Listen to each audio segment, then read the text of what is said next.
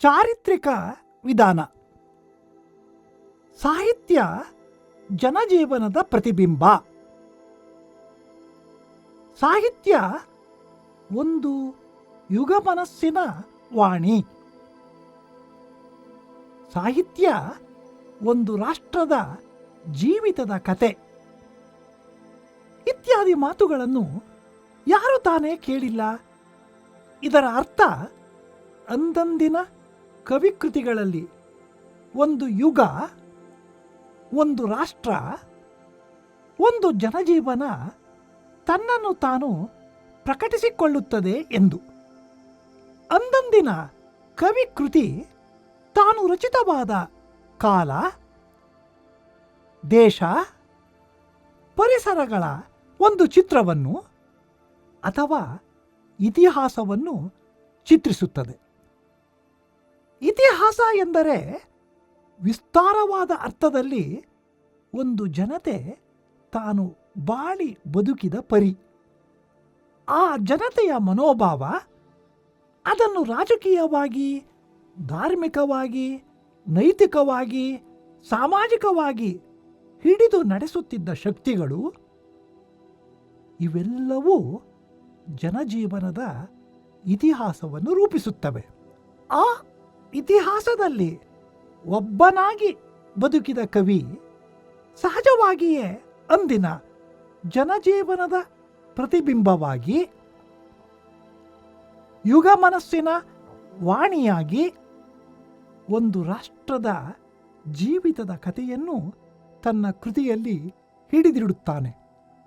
ಈ ದೃಷ್ಟಿಯಿಂದ ಪ್ರತಿಯೊಂದು ಕಲಾಕೃತಿಯು ಕಾಲ, ದೇಶದ ಯಾವುದೋ ಬಿಂದುವಿನಲ್ಲಿ ಆವಿರ್ಭವಿಸಿದ್ದು, ಅದು ಬೇರೆಯ ಕಾಲ, ದೇಶದಲ್ಲಿ ರಚಿತವಾಗಿದ್ದ ಪಕ್ಷದಲ್ಲಿ ಅದರ ಸ್ವರೂಪವೇ ಬೇರೆಯಾಗಬಹುದಾಗಿತ್ತು ಎನ್ನುವಷ್ಟರ ಮಟ್ಟಿಗೆ ಅದು ತಾನು ರಚಿತವಾದ ಕಾಲದಿಂದ ಬದ್ಧವಾಗಿದೆ ಎಂದರೆ ಇದರ ಅರ್ಥ ಇಷ್ಟೇ. ಪಂಪ ತನ್ನ ಕೃತಿಯನ್ನು 10ನೆಯ ಶತಮಾನದ ಕಾಲದಲ್ಲಿ ಕನ್ನಡ ನಾಡಿನಲ್ಲಿ ಒಂದು ನಿರ್ದಿಷ್ಟ ಅವಧಿಯಲ್ಲಿ ರಚಿಸಿದನು ಎಂದರೆ ಪಂಪ ಭಾರತ 10ನೆಯ ಶತಮಾನದ ಯಾವುದೋ ಒಂದು ಬಿಂದುವಿನಲ್ಲಿ ಆವಿರ್ಭವಿಸಿದ್ದು. ಒಂದು ವೇಳೆ ಪಂಪ ಭಾರತ 10ನೆಯ ಶತಮಾನದ ಬದಲು 12ನೆಯ ಶತಮಾನದ ಒಂದು ಬಿಂದುವಿನಲ್ಲಿ ರಚಿತವಾಗಿದ್ದರೆ ಅದರ ಸ್ವರೂಪ, ಸ್ವಭಾವ, ಉದ್ದೇಶಗಳಲ್ಲಿ ಈಗಿರುವುದಕ್ಕಿಂತ ತೀರಾ ಭಿನ್ನವಾಗಿ ಬಿಡುತ್ತಿತ್ತು ಎನ್ನುವಷ್ಟರ ಮಟ್ಟಿಗೆ ಅದು 10ನೆಯ ಶತಮಾನದ ಸತ್ವದಿಂದ ಬದ್ಧವಾಗಿದೆ. ಆದ ಕಾರಣ ಕೃತಿಯೊಂದರ ವಿಮರ್ಶೆಗೆ ಹೊರಡತಕ್ಕವನು ಅದನ್ನು ರಚಿಸಿದ ಕವಿ ಯಾವ ಕಾಲದವನು, ಅವನು ಯಾರಿಗಾಗಿ ಬರೆದ, ಅವನು ಉದ್ದೇಶಿಸಿ ಬರೆದ ಅಥವಾ ಪ್ರಕಟಪಡಿಸಿದ ಜನಜೀವನದ ಸ್ವರೂಪ, ಸ್ವಭಾವಗಳೇನು ಎನ್ನುವ ಚಾರಿತ್ರಿಕ ಅಂಶಗಳನ್ನು ಗಮನಿಸದಿರಲು ಸಾಧ್ಯವಿಲ್ಲ. ಪ್ರತಿಯೊಂದು ಕೃತಿಯೂ ಒಂದು ನಿಯಮಿತವಾದ ಕಾಲ, ದೇಶ, ಪರಿಸರದಿಂದ ಬದ್ಧವಾದ ಕಾರಣ ಕೃತಿ ಪರಿಶೀಲನೆಯಲ್ಲಿ ಅಂದಿನ ಇತಿಹಾಸವೂ ವಿಮರ್ಶಕನಿಗೆ ಅತ್ಯಗತ್ಯವಾದ ಪರಿಕರ ಎನ್ನುವ ಈ ಐತಿಹಾಸಿಕ ವಿಧಾನವನ್ನು ಇಂಗ್ಲಿಷ್ ಸಾಹಿತ್ಯದಲ್ಲಿ ಮೊಟ್ಟಮೊದಲು ರೂಢಿಗೆ ತಂದವನು ಕಾರ್ಲೈಲ್. ಕಾರ್ಲೈಲನಿಗೆ ಈ ಐತಿಹಾಸಿಕ ವಿಮರ್ಶಾ ವಿಧಾನದ ಪ್ರಚೋದನೆ ದೊರೆತದ್ದು ಜರ್ಮನ್ ಸಾಹಿತ್ಯ ವಿಮರ್ಶೆಯಿಂದ.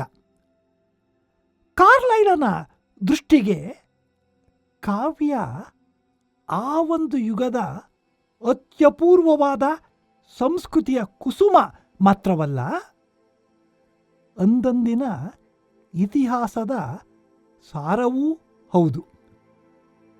ಒಂದು ದೇಶದ ಸಾಹಿತ್ಯ ಸಮಸ್ತವೂ ಆ ಒಂದು ಜನಾಂಗದ ಆತ್ಮ ಸತ್ವದ ವಿಕಾಸದ ವಿವರ ಎಂದು ತಿಳಿಯಬೇಕು. ಒಂದು ರಾಷ್ಟ್ರದ ಸಾಹಿತ್ಯ ಚರಿತ್ರೆ, ಆ ದೇಶದ ರಾಜಕೀಯ, ಸಾಮಾಜಿಕ, ಆರ್ಥಿಕ, ವೈಜ್ಞಾನಿಕ ಮತ್ತು ಧಾರ್ಮಿಕ ಇತಿಹಾಸಗಳ ಸಾರ. ಏಕೆಂದರೆ ನಿಜವಾದ ಕಾವ್ಯ ಒಂದು ದೇಶದ ಮನಸ್ಸಿನಾಳದ ಏಕತೆಯಿಂದ ಹೊಮ್ಮಿದ ಒಂದು ಅಖಂಡಾನುಭವ. ಹಾಗಾದರೆ ಕವಿಕೃತಿಯೊಂದರ ಆಸ್ವಾದಕ್ಕೆ ಹೊರಡತಕ್ಕವನು ಮೊದಲು ಅದಕ್ಕೆ ಸಂಬಂಧಿಸಿದ ಸಮಸ್ತ ಐತಿಹಾಸಿಕ ದಾಖಲೆಗಳನ್ನು ಹುಡುಕಿ ಜೊತೆಗಿಟ್ಟಿಕೊಂಡರೆ ಮಾತ್ರ ಕೃತಿ ಅರ್ಥವಾಗುತ್ತದೆ. ಇಲ್ಲದಿದ್ದರೆ ಇಲ್ಲ ಎಂದು ಅರ್ಥವಲ್ಲ. ಐತಿಹಾಸಿಕ ವಿವರಗಳನ್ನರಿಯದೆ ಕೃತಿ ಅರ್ಥವೇ ಆಗಲಾರದು ಎನ್ನುವುದಾದರೆ ಆಗ ಅದು ಎಲ್ಲ ಕಾಲಕ್ಕೂ ರಸಾನುಭವಕಾರಿಯಾದ ಕಾವ್ಯವಾಗದೆ ಕೇವಲ ಚಾರಿತ್ರಿಕ ವಿಷಯಗಳ ಕಂತೆಯಾಗುತ್ತಿತ್ತು. ಕಾವ್ಯದ ವಸ್ತು ಚರಿತ್ರೆಯಾಗಿರಬಹುದು, ಆದರೆ ಕಾವ್ಯದ ಉದ್ದೇಶ ಆ ಕಾಲದ ಚರಿತ್ರೆಯನ್ನು ನಿರೂಪಿಸುವುದಲ್ಲ. ಕಾವ್ಯ ಅಂದಂದಿನ ಜನಜೀವನದ ಹಿನ್ನೆಲೆಯ ದೃಷ್ಟಿಯಿಂದ, ಕಾಲದ ದೃಷ್ಟಿಯಿಂದ ಚಾರಿತ್ರಿಕವಾದರೂ ಅದು ತನ್ನಲ್ಲಿ ಪರಿವರ್ತಿಸಿಕೊಂಡ ಅನುಭವದ ರಸರೂಪದಿಂದ ಸಾರ್ವಕಾಲಿಕವಾಗುತ್ತದೆ.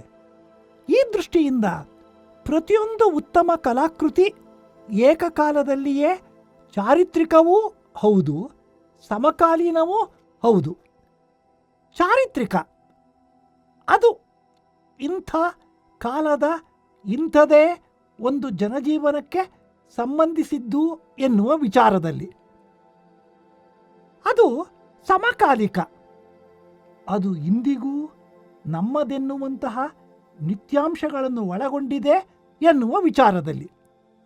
ಉದಾಹರಣೆಗೆ ಪಂಪ ಕವಿ 10ನೇ ಶತಮಾನದವನು ಚಾರಿತ್ರಿಕವಾಗಿ, ಆದರೆ ಇವತ್ತು ಅದನ್ನು ಓದುವ ಸಮಯದಲ್ಲಿ ನಮಗಾಗುವ ಅನುಭವದಲ್ಲಿ ನಮ್ಮ ಸದ್ಯದ ಲೋಕಾನುಭವದ ಹಿನ್ನೆಲೆಯ ವಿಭಾವಗಳ ಮೂಲಕ ರಸವನ್ನು ವ್ಯಂಜಿಸುವಲ್ಲಿ ಆ ಕೃತಿ ಸಮಕಾಲೀನವೇ. ಏಕೆಂದರೆ ಆ ಕೃತಿಯನ್ನು ಓದುವಾಗ ಇದು ಎಂದೋ ಯಾರಿಗೋ ಬರೆದದ್ದು ಅನ್ನಿಸದೆ ಅದು ಸಮಕಾಲೀನವೂ ಹೌದೆಂಬಂತೆ ಭಾವಿಸುತ್ತೇವೆ. ಹೀಗಾಗಿ ಪ್ರತಿಯೊಂದು ಯುಗದವರೆಗೂ ನಿಜವಾದ ಕವಿಕೃತಿ ಅಂದಂದಿಗೆ ಸಮಕಾಲೀನವಾಗುವಿಕೆಯಲ್ಲಿಯೇ ಅದರ ಮಹತ್ವವನ್ನು ಒಳಗೊಂಡಿದೆ. ಈ ನಿತ್ಯಾಂಶವನ್ನು ಕುರಿತೇ ಪಂಪ ಹೇಳಿದ್ದು, ಇದು ನಿಚ್ಚಂ ಪಸತು ಅರ್ಣವಂಬೋಲ್ ಅತಿ ಗಂಭೀರಂ ಕವಿತ್ವಂ. ಕಾವ್ಯ ಚರಿತ್ರೆಯಲ್ಲ, ಆದರೆ ಅದು ಅಂದಂದಿನ ಚಾರಿತ್ರಿಕ ಹಿನ್ನೆಲೆಯನ್ನು ಹೊಂದಿದೆ. ಆದ ಕಾರಣ ಎಲ್ಲ ಸಹೃದಯರಿಗೆ ಅಲ್ಲದಿದ್ದರೂ ಒಂದು ಕೃತಿಯ ಮಹತ್ತು ಯಾವ ಯಾವ ಅಂಶಗಳ ಮೇಲೆ ನಿಂತಿದೆ ಎನ್ನುವ ಬಗೆಗೆ ಜವಾಬ್ದಾರಿಯುತವಾದ ತೀರ್ಪನ್ನು ಹೇಳಬೇಕಾದ ವಿಮರ್ಶಕನಿಗೆ ಈ ಚಾರಿತ್ರಿಕ ಹಿನ್ನೆಲೆಯ ಪರಿಚಯ ಅತ್ಯಂತ ಅಗತ್ಯವಾದುದು. ಈ ವಿವರಗಳ ಪರಿಶೀಲನೆಯಿಂದ ಕೃತಿಯ ರಸಾನುಭವಕ್ಕೆ ಯಾವ ರೀತಿಯಿಂದಲೂ ಧಕ್ಕೆ ಒದಗುವುದಿಲ್ಲ. ಅದರ ಬದಲು ಆ ಕೃತಿಯ ರಸಾನುಭವಕ್ಕೆ ಈ ವಿಷಯಗಳಿಂದ ಅನುಕೂಲವೇ ಆಗುತ್ತದೆ. ಪ್ರತಿಯೊಂದು ಕಾಲದ ಕಾವ್ಯ ಮಾರ್ಗದ ವಿಶಿಷ್ಟತೆಯನ್ನು ಈ ಕ್ರಮದಿಂದ ಎತ್ತಿ ಗುರುತಿಸಬಹುದು. 10ನೇ ಶತಮಾನದ ಕಾಲ ವೀರಯುಗ, 12ನೇ ಶತಮಾನ ಭಕ್ತಿಯುಗ ಎಂದು ವಿಮರ್ಶಕ ಹೇಳಬೇಕಾದರೆ ಅದರ ಹಿನ್ನೆಲೆಯನ್ನು ಗಮನಿಸಲೇಬೇಕಾಗುತ್ತದೆ. ಅಂತಹ ಅರಿವಿಲ್ಲದಿದ್ದರೆ 12ನೇ ಶತಮಾನದ ಕಾವ್ಯವನ್ನು ವಿಮರ್ಶಿಸುತ್ತಾ ಈ ಕಾವ್ಯಗಳಲ್ಲಿ ವೀರರಸವೇ ಕಾಣಿಸುವುದಿಲ್ಲ, ಇವು ಕೇವಲ ಸಪ್ಪೆಯಾಗಿವೆ ಎಂದು ತಪ್ಪು ತೀರ್ಪನ್ನು ಕೊಟ್ಟು ಹಾಸ್ಯಕ್ಕೆ ಪಕ್ಕಾಗಬೇಕಾಗುತ್ತದೆ ವಿಮರ್ಶಕ. ಪಂಪನ ಕೃತಿಯನ್ನು ಓದುವ ವಿಮರ್ಶಕ ಅಂದು ಅವನ ಕೃತಿಗೆ ಹಿನ್ನೆಲೆಯಾದ ರಾಜಕೀಯ ಜೀವನ ಎಂಥದು, ಅಂದು ಪ್ರಚಲಿತವಾದ ಬದುಕಿನ ಮೌಲ್ಯಗಳು ಯಾವುವು ಎನ್ನುವುದನ್ನು ಗಮನಿಸಿದರೆ ಪಂಪನ ಕೃತಿ ಹೇಗೆ ಆ ಯುಗದ ಜನಜೀವನದ ನಿಜವಾದ ಪ್ರತಿನಿಧಿಯಾಗಿದೆ ಎಂಬುದನ್ನು ಕಂಡುಕೊಳ್ಳಬಹುದು. ಆಗ ಅನ್ನಿಸುತ್ತದೆ, ಪಂಪ ಭಾರತ ಕೇವಲ ವ್ಯಾಸ ಭಾರತದ ಕನ್ನಡದ ಪಡಿ ನೆಳಲಲ್ಲ, ಪಂಪ ಕವಿಯ ಸಮಸ್ತ ಜೀವನಾನುಭವದಿಂದ ಪುಟಗೊಂಡ ವಿನೂತನವಾದ ಸೃಷ್ಟಿ ಎಂದು.